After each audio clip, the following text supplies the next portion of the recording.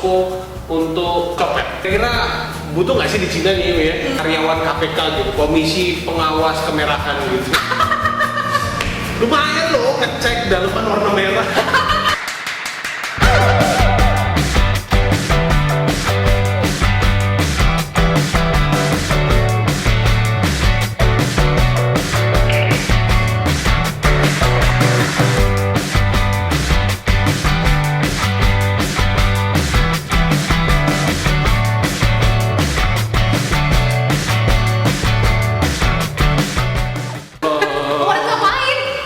Masih ke bawah suasana tadi malam. Tadi malam kita habis takbiran keliling-keliling. Lok Tuan kita jabanin, Tanjung Laut kita jabanin, dan berakhir di Gunung Kuala. Biasanya kalau dekat hari raya nih, Mei ya, di Indonesia itu erat kaitannya dengan malam takbiran. Kayak konvoy gitu. Selain takbirnya, itu seperti kayak lagi doing nothing gitu, cuma ikut di pick up. Oke lah kalau yang masih duduk di pick up di truk, walaupun itu juga bahaya sebenarnya ya. Tapi kadang-kadang juga ada nih ya, orang takbiran, ikut takbiran, cuman habis-habisin bensin dan macet-macetin doang. Dia cuma ikut jalan di mobil. Iya, di mobilnya juga mobil tertutup nih ya. Terus di dalam tuh orang-orang juga malah lagi main HP, ada yang ya nggak jelas. Ya itulah. Tapi ya terserah. Mungkin kalau lagi lebaran itu semuanya sah. Ngomong-ngomong soal takbiran tadi atau konvoy atau parade itu, kira-kira di Chongqing ada nggak nih? Kalau misalnya lagi menyambut tahun baru, Imlek tadi itu misalnya, malamnya ada nggak sih kayak konvoy-konvoy, takbiran-takbiran? Jelas, ada banget. Oh gitu? Kalau di Tiongkok itu tahu barongsai kan tuh. Pasti muncul di malam hari adalah petasan yang pertama, lantern festival lampion, dan satu lagi adalah barongsai. Itu yang menjadi ciri khas karena memang tujuannya adalah untuk membawa suasana. Tujuannya gitu sih. Ngomong-ngomong soal barongsai ini sekaligus diinformasikan nih ya, bahwa di Bontang baru saja terbentuk Federasi Olahraga Barongsai Indonesia. Mudah-mudahan nanti di tahun 2020 Barongsai Bontang bisa mewakili Kaltim untuk ikut PON. Amin. Nah oke, lanjut. Ada nggak sih yang naik mobil keliling-keliling macet-macetin jalan gitu sambil teriak-teriak atau nyetel musik apa gitu? Jadi sebenarnya itu semua udah di-arrange sama pemerintahnya untuk di jalan besar mereka ngarakin si barongsai dan naga. Dan bawa si ceng-cengnya itu musiknya. Dan kalau misalnya untuk di rumahnya sendiri, mereka memang sudah tebar petasan. Tebar kertas merah dan petasan di halaman rumah mereka untuk nanti malamnya mereka nyalakan. Berarti kita bisa simpulkan ya, Mei ya, kalau tradisi takbiran ataupun konvoy di Indonesia dan di Chongqing atau Indonesia dengan di Tiongkok itu match. Kita kembali lagi duduk setara karena tadi pantat saya sudah mulai agak kram-kram, jadi kita duduk di lantai. Sekarang kembali lagi ke sini nih. Ngomong-ngomong soal Idul Fitri atau Hari Raya di Indonesia, itu pasti nggak bisa dipisahkan dari makanan khasnya. Hampir di seluruh daerah, saya sok tahu aja sini, menurut juga barusan sampai situ-situ doang. Hampir di seluruh daerah kenal yang namanya ketupat, walaupun mungkin secara bentuk, secara nama agak beda-beda. Ada yang bilang namanya kupat, ada yang bilang namanya ketupat. Nah, ini tapi khasnya adalah nasi yang dibungkus pada daun. Enggak kan ada ketupat, ada gurah. Beda dong. Kalau ketupat itu gurah pakai daun pisang, kalau ketupat kan pakai daun ini, daun buah. Jamur. Biasanya sih banyak ya makanan pendampingnya. Kalau kita agak sedikit ke arah timur itu kita akan ketemu makanan-makanan seperti coto dan lain sebagainya. Ya kita nggak usah bahas jauh-jauh deh, kita bahas yang ada di Bontang aja. Biasanya kalau kita datang silaturahmi ke rumah-rumah teman-teman kita pada saat hari Lebaran seperti ini nih ya, kita akan nemu berbagai macam menu-menu yang mungkin pada saat hari biasa kita susah nemuinnya. Jalan sedikit ketemu pempek, jalan sedikit ketemu pempek, jalan sedikit ketemu pempek. Kok pempek semua? Ada bakso kita bisa makan opor, kita bisa makan kare, kita bisa makan rendang, kita bisa makan gulai. Pokoknya kolesterolnya tinggi. Betul sekali. Yang setelah itu dokter rame. Itu yang pasti ada lagi ini. Ya, itu yang terjadi pada saat Idul Fitri. Jadi biasanya ada yang bilang kalau Idul Fitri itu selain Lebaran kita juga lebaran. Yang paling happening juga pada saat Lebaran seperti ini juga sering banget dibahas di memes di sosial media dan lain sebagainya. Apa itu? Biskuit Kowon, biskuit Lebaran. Itu biskuit yang bapaknya nggak ada itu kan? Tapi yang lebih heboh lagi sebenarnya bukan masalah bapaknya di mana. Yang lebih heboh lagi, kenapa biskuit Kowon itu bisa memanipulasi segala hal. Kaleng biskuitnya Kowon dibuka isinya rengginang. Itu sering banget tuh. Itu problematika dunia nomor 1 waktu Lebaran isinya. Tapi kalau lagi nggak Lebaran, toplesnya kongguan itu isinya alat jahit. Jadi memang banyak hal yang menakjubkan pada saat lebaran, tapi itu semuanya excuse, bisa diampuni lah. Kadang-kadang ya tadi ada kongguan yang bisa jadi siluman dalamnya rengginang. Yang lebih heboh lagi kadang-kadang ada botol Coca-Cola yang sudah namanya keren, mau diminum ternyata cuka, ya dengan ya macam-macam lah, banyak sekali ragamnya. Itu adalah tradisi-tradisi yang sangat dirindukan pada saat lebaran, pada saat hari raya. Itu tadi yang ada di Indonesia, yang ada di Bontang. Nah, kira-kira di Chongqing ada nggak sih tradisi soal makanan-makanan khas yang harus ada pada saat hari raya, atau misalnya ada kebiasaan-kebiasaan apa yang dilakukan dengan makanan-makanan khasnya gitu, ada nggak sih? Yang pasti sih, tapi yang pasti sih nggak mungkin lah di sana ada botol Coca-Cola isinya cuka. Paling bisa adanya paling botol Fanta isinya kuah asam manis. Kalau di sana sebenarnya mereka tetap ikutin lagi filosofi nenek moyang. Jadi makanannya biasanya nggak terlalu jauh di semua bagian di Tiongkok sendiri. Mereka nggak terlalu jauh menunya. Pertama yang harus ada di meja makan waktu lagi Imlek Eve-nya gitu malamnya adalah ikan. Ikan. Jukut. Jukut itu apa? Bale. Bale apa? Ya bahasa sini. Oh. Jukut tutu, ikan bakar. Bahasa Bontang Wala. Iya. Jukut tutu. Kalau di sana ikannya terserah, tapi kebanyakan mereka memang mentim, ikannya ditim. Oh, masak, direbus. Terus? Ikan itu menggambarkan keberuntungan gitu. Selain ini kan ada apa lagi? Ada lagi yang pasti mie seperti ulang tahun kan. Kalau panjang umur.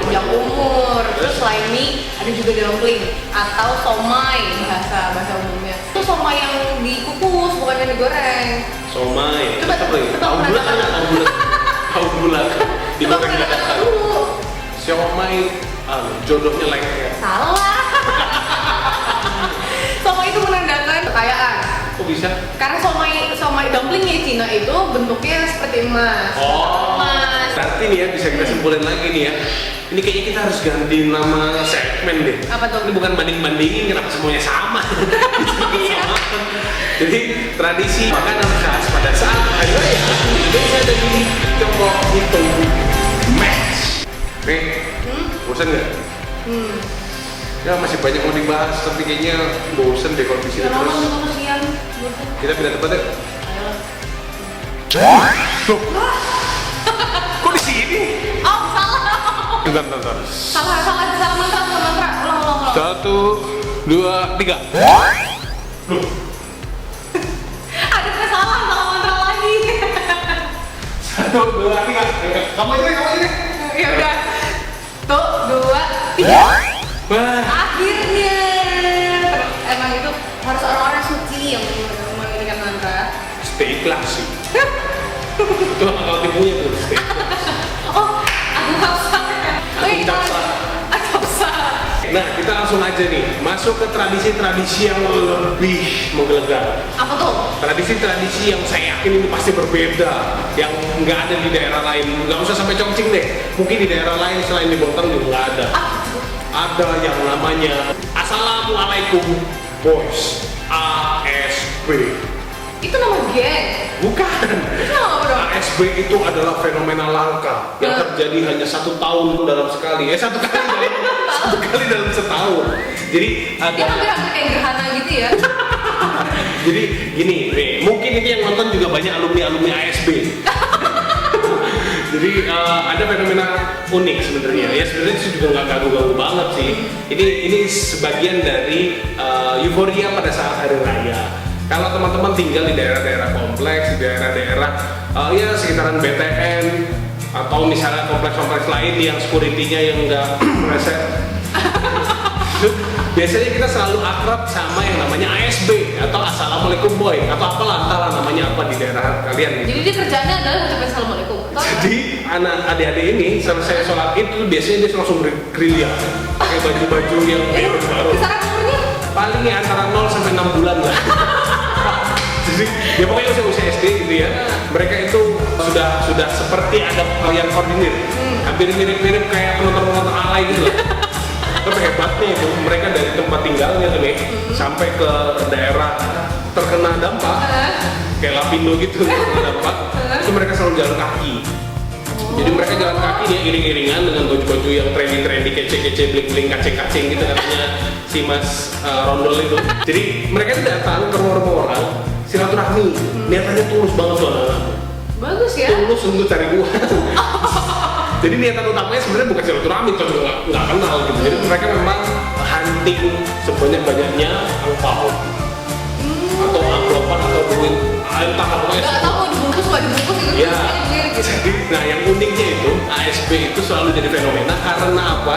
Rata-rata, ya nggak rata-rata sih, sebagian dari mereka itu mungkin juga nggak ikut lebaran sebenarnya. Jadi mereka memang mau ikut inilah, kayak ya Chandra Leo tuh, hashtag puasa demi teman. Kalau ini hashtag lebaran demi teman.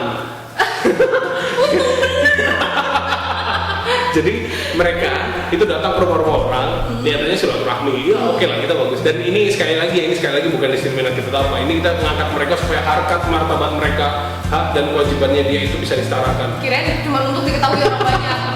Jadi KSB ini biasanya datang, terus dia selalu kata kuncinya sama, assalamualaikum. Emang jelas pronounce itu. Iya. Kalau cewek biasa format terakhir dia udah Assalamualaikum. Tapi oke lah itu nggak masalah. Assalamualaikumnya mau pakai 3 harokat atau 4 harokat sama aja. Cuman yang paling unik itu gini, hampir setiap mereka itu tidak bisa membedakan mana silaturahmi dengan orang yang masih hidup dengan silaturahmi ke ahli kubur. Ini kronologisnya nih. Mereka iring-iringan datang ke rumah, terus dia ketok-ketok, assalamualaikum, bu, mau ziarah.